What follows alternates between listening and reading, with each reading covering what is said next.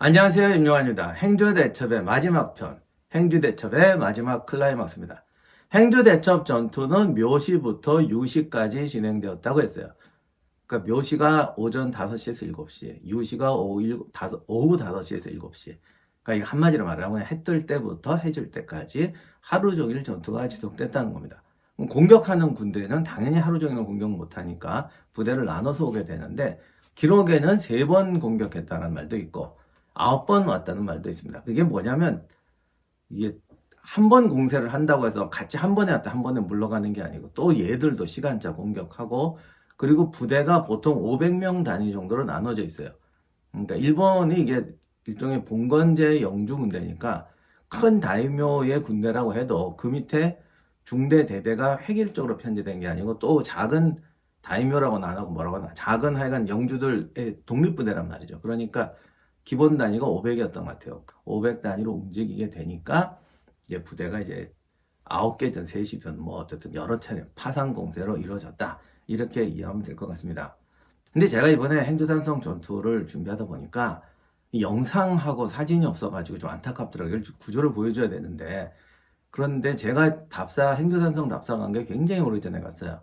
그리고 그때 찍은 사진을 분실했거나 필름 카메라라서 못 찍었거나 뭐 이랬을 겁니다. 영상은 당연히 없고. 그래서 좀 안타까워서 이거 1, 2편 찍고 나서 우리 저 아카데미 하는 분들하고 번개 답사로 해서 행주에 한번 갔다 왔습니다. 행주에 갔더니 이 추억이 또 돋더라고요. 제가 여기 처음 온 게, 제가 처음 썼던 전쟁사가 전쟁과 역사 삼국편인데, 그때가 저도 이제 전쟁사에는 처음 입문하는 것이고, 저도 궁금했어요. 과연 이 전투와 이 기록에 있는 전투 기록하고 지형하고 어떤 상관관계가 있는지. 그리고 우리나라 전투 기록이 워낙 짧잖아요. 그런데 이게 또 막상 가보면 짧은 게 또 짧아도 어쨌든 그 상황하고 맞춰서 엑기스가 적히기 때문에 천편일률적으로 쓰는 문장을 썼어도 그게 어쨌든 그 어떤 베이스에서 나오지 그냥 창작이 되는 경우는 많지 않습니다. 그렇기 때문에 이제 가서 지형하고 이 기록하고 맞춰서 과연 이 지형 속에 숨어 있는 비밀을 알아낼 수가 있을까?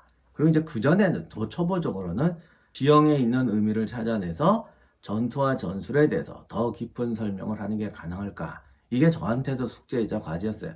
그래서 어떻게 할까 하다가 근처에 있는 행주산성 답사를 갔습니다.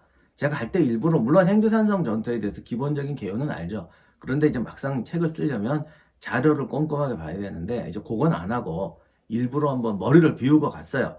그래서 생각해 봤습니다. 여기가 공격하기 좋은 곳은 어딘가?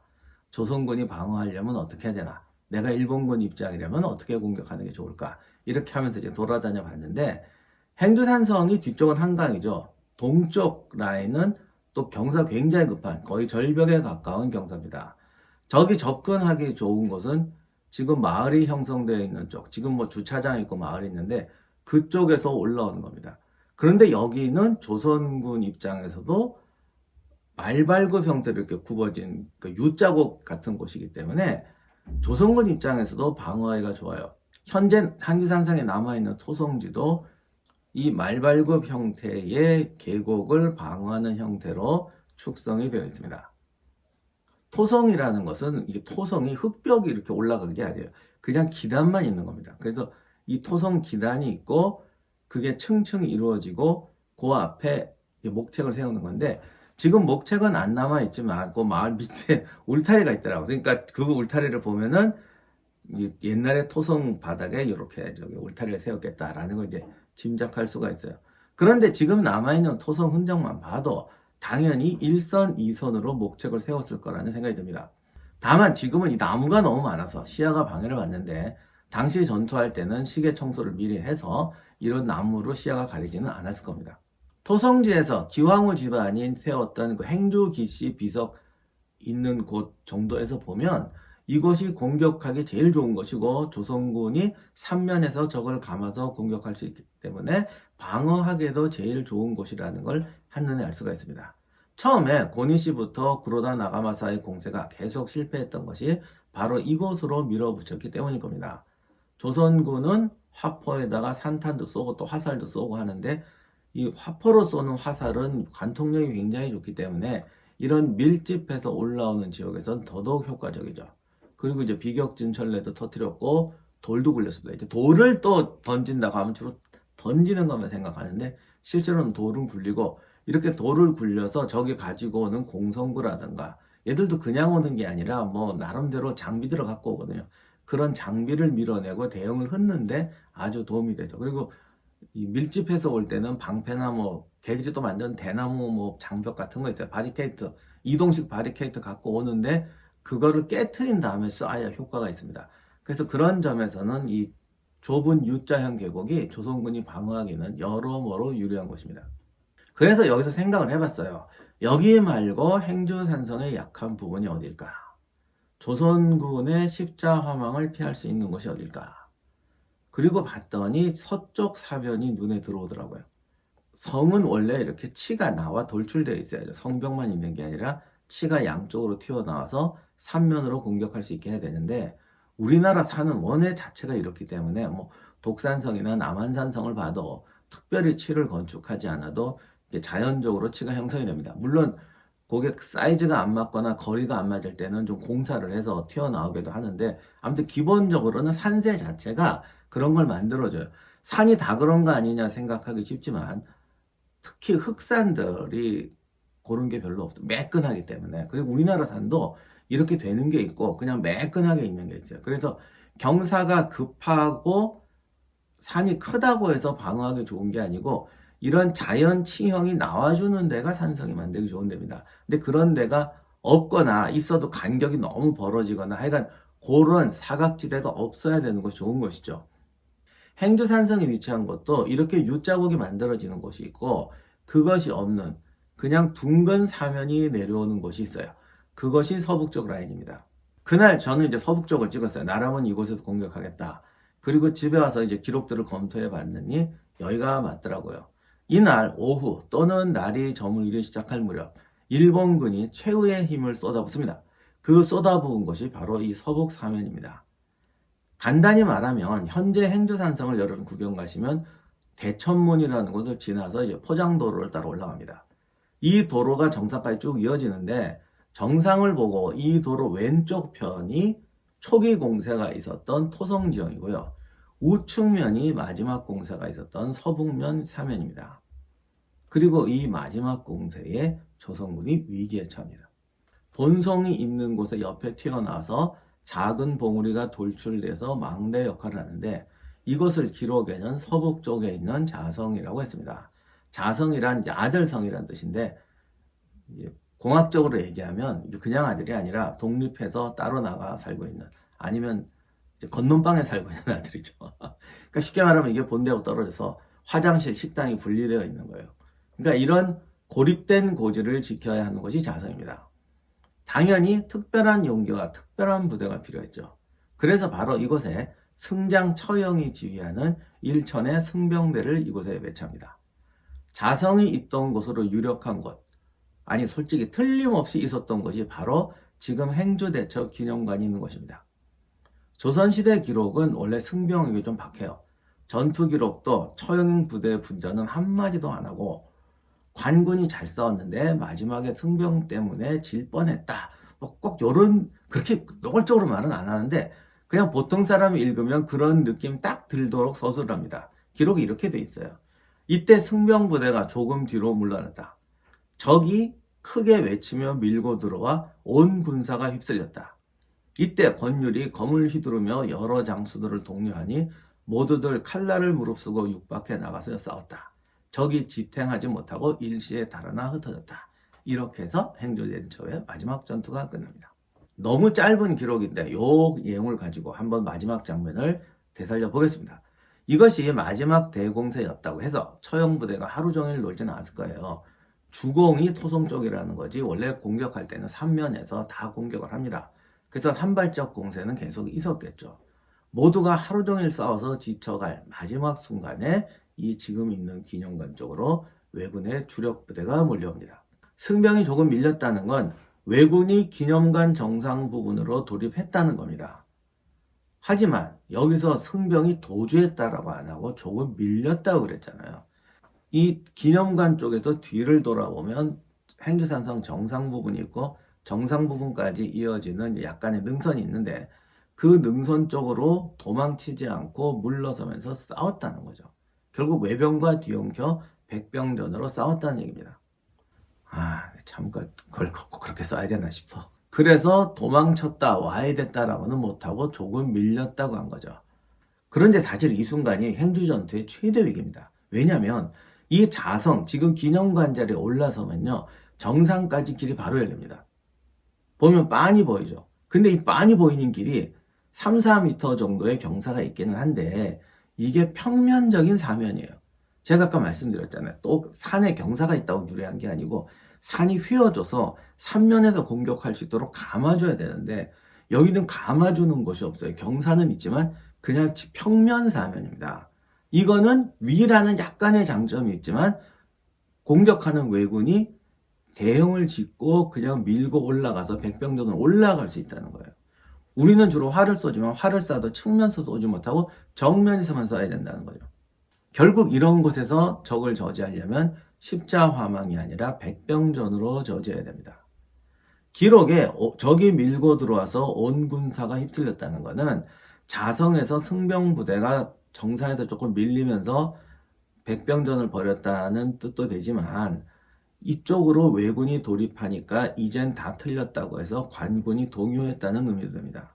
아마 산 정상부에 약간의 부대가 남아 있었을 거고 권율 주변에 뭐 친위대라든가 뭐 하여간 최후의 예비대 같은 병력들이 있었겠죠. 아니면 부상병이나 1선, 2선에서 싸우다가 교대해서 쉬고 있던 병사들이 있었을 수도 있습니다. 이들이 틀렸다고 동요하고 도망치려고 했던 상황일 수도 있습니다. 이때 권율이 뭐 기록대로 칼을 뽑아듣고 동료를 해서 병사들을 자성으로 투입했던 거죠. 그리고 우리가 행주산성 전투에서 제일 안타까운 건 이때 맹렬하게 싸웠던 중간급 지휘관들, 요즘식으로 말하면 중대장, 소대장 이런 사람의 명단이 하나도 없다는 건데 이 지휘관들이 돌진해서 왜군과 백병전으로 부딪혔습니다. 사실 이런 장면이 있었기 때문에 행주대첩이 임란사에서 중요한 전투고 감동적인 전투가 될 수 있었던 거죠. 우리에게는 다행이었던 게 왜군들은 자성을 점령하면 정상까지 길이 열리고 토성 수비대의 측후방으로 들어갈 수 있다는 사실까지 정확히 몰랐던 것 같습니다. 지금처럼 위성사진이 있는 것도 아니고 이 산이 밑에서 보면 이런 구조가 잘 안 보입니다. 따라서 어쩌면 이 영화를 찍는다면 일본군 지휘관이 돌파를 해서 그 승병들의 목책을 무너뜨리고 자성에 들어서는 순간 뭐야 이거 정상으로 길이 열리잖아. 성공 일보 직전이야. 이런 식으로 말해서 흥분했을 수도 있어요. 그런데 여기서 조선군이 역습을 가해서 밀어서 이겨내는 겁니다. 일본군 입장에서 보면은 지형에 대한 충분한 정찰과 숙고 없이 성급하게 공격한 것이 결정적인 패인이었다고 할 수 있습니다. 이렇게 해서 행주산성 전투는 조선군의 대승리로 끝납니다. 왜군의 병력은 총 3만이었다고 하는데 사상자 수는 우리 측 기록에는 1만이라는 기록도 있는데 사실은 그 정도까지 아닌 건 분명하고 우리도 끝까지 정확히는 몰랐습니다. 머리를 벤 것도 이제 기록마다 달라서 대략 100 몇십 개라고 하는데 이 100 몇십 개라고 하면 너무 적다 싶으실 텐데 수급이라는 게 적군 전사자의 수를 의미하는 건 아닙니다. 옛날 전투는 즉사하는 확률이 너무 적어서 수급으로 사상자 수를 추정할 수는 없어요. 그리고 꼭 죽은 사람 못지않게 부상으로 전투에서 할 수 없게 이탈하는, 왜냐면 그때는 의료 수준이 안 좋으니까 뭐 화살에 관통하고 그래도 팔을 못 쓰게 되고 이런 경우가 많습니다.